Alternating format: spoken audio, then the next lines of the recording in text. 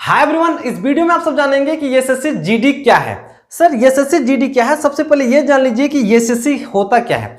Sir SSC एक staff selection commission है। यह भारत सरकार के विभिन्न प्रकार के कर्मचारियों का नियुक्ति करता है। इन्हीं भारत सरकार के विभिन्न कर्मचारियों में जो जनरल ड्यूटी मतलब सामान्य ड्यूटी के लिए जिन्हें नियुक्त किया जाता है, उन्हें एसएससी जीडी के माध्यम से नियुक्त किया जाता है। यदि आपके अंदर जज्बा है देश सेवा का और आप चाहते हैं कि आप देश सेवा करें, तो आप एसएससी जीडी के माध्यम से देश सेवा जा सकते हैं। सबसे पहले जानते हैं एसएससी जीडी है क्या। तो इससे पहले आप जान लीजिए कि भारत सरकार में 3 सेनाएं हैं, थल सेना, वायुसेना, नौसेना। जहां बात करें थल सेना की तो थल सेना के रूप में हमारे यहाँ पे इंडियन आर्मी काम करती है। सर हमारे पास इंडियन आर्मी की कोई कमी नहीं है, हमारे पास प्रचुर मात्रा में इंडियन आर्मी है। लेकिन यहाँ पे प्रॉब्लम क्या होता है कि हमारे पास जितना इंडियन आर्मी है उससे ज़्यादा हमें फौज की जरूरत है। तो एक इंटरनेशनल रूल, अंतर्राष्ट्रीय नियम के अनुसार कोई भी देश जरूरत से ज़्यादा या फिर एक लिमिट से ज़्यादा सैनिकों को अपने पास नहीं रख सकता है। तो दूसरा तरीका निकाला है, भारत सरकार आर्मी तो है हमारे पास, आर्मी को भारत सरकार सैनिक के रूप में मान्यता देता है। तो हमारे पास तो 14 लाख सैनिक हमारे पास वर्तमान रूप में है, जो कि काफ़ी है। लेकिन क्या होता है सर, देश में अलग अलग जगह पे अलग अलग समस्याओं को समाधान करने के लिए अलग अलग सेनाओं को भी जरूरत पड़ती है, जिसके लिए हमारे पास प्रचुर मात्रा में सैनिक नहीं हो पाता है। और अंतर्राष्ट्रीय दबाव के चलते हम आर्मी की संख्या को ज़्यादा बढ़ा भी नहीं सकते हैं। तो इसीलिए भारत सरकार एसएससी जीडी के माध्यम से अर्ध सैनिकों की नियुक्ति करता है। ये अर्ध सैनिक है सर, ये नाम मात्र अर्ध सैनिक है, लेकिन फिर भी आप सैनिक ही कहलाइएगा, सिर्फ कार्य के लिए आप अर्ध सैनिक कहलाइएगा। और दुनिया के दूसरे देशों के लिए आप अर्ध सैनिक है, लेकिन आप ओरिजिनल में सैनिक ही रहिएगा। तो सर एसएससी जीडी के माध्यम से कौन कौन सा पोस्ट आता है, तो सबसे पहले आप जान लीजिए कि एसएससी जीडी के माध्यम से CSF, NIA, ITBP, Assam rifle, BSF, CRPF, इन सभी पदों का नियुक्ति एसएससी जीडी के माध्यम से किया जाता है।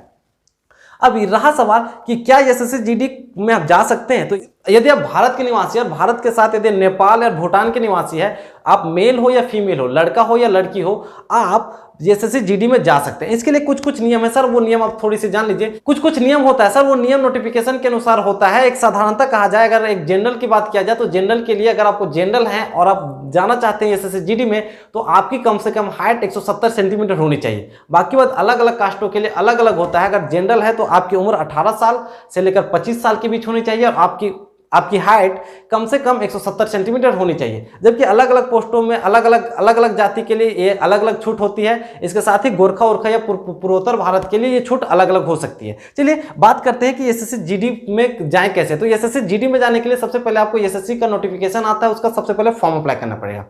आप जब एसएससी का फॉर्म अप्लाई कीजिएगा तो सर आपको ज़्यादा खर्च नहीं होगा। एसएससी जीडी के फॉर्म अप्लाई के लिए मात्र आपको 100 रुपया देना पड़ेगा। फॉर्म अप्लाई करने के बाद कुछ दिनों के बाद एडमिट कार्ड आता है। एडमिट कार्ड आने के बाद आपका एग्जाम सेंटर होगा, आपको वहाँ जाके एग्जाम देना पड़ेगा। अब एग्जाम होगा क्या सर, एग्जाम 100 नंबर का होता है, जिसमें 25 सवाल 25 नंबर के मैथ, 25 सवाल 25 नंबर के रीजनिंग, 25 सवाल जीएस के और 25 सवाल या तो इंग्लिश या तो हिंदी। इंग्लिश और हिंदी में किसी एक सब्जेक्ट को आपको चुनना पड़ेगा। अब 100 सवाल 100 नंबर के होंगे। आप एग्जाम जब क्वालिफाई कर लीजिएगा तो एग्जाम के अनुसार क्वालिफाई करने के बाद आपको फिजिकल के लिए बुलाया जाएगा। आपको 5 किलोमीटर की दौड़ दौड़नी पड़ेगी। यदि आप लड़के हैं तो 5 किलोमीटर की दौड़ दौड़नी पड़ेगी आपको 25 मिनट में।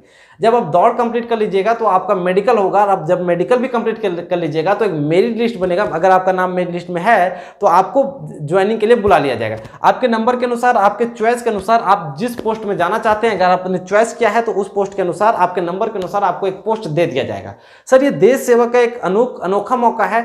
जीडी के माध्यम से बहुत सारे लोग वर्तमान समय में देश की सेवा कर रहे हैं। अगर जीडी की बहाली की बात करें तो 2015 में जीडी की बहाली आई थी, 2015 के बाद 2019 में जीडी की बहाली आई थी और 2019 के बाद 2021 में जीडी की बहाली आई थी और जीडी का एग्जाम हुआ था। और आगे 22 के दिसंबर महीने में लगभग 80,000 से ज़्यादा पोस्ट जीडी की आ रही है।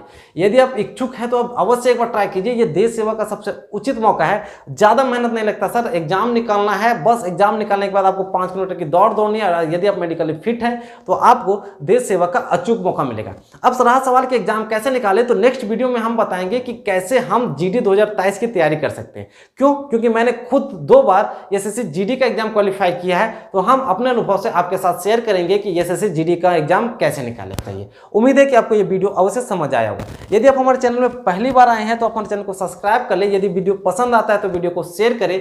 ये पढ़ाई वाली लाइफ आपके लाइफ में हमेशा पढ़ाई से संबंधित विभिन्न समस्याओं के लिए वीडियो बनाती रहेगी। उम्मीद है, चलिए मिलते हैं नेक्स्ट वीडियो में। तब तक के लिए जय हिंद, गुड बाय, वंदे मातरम।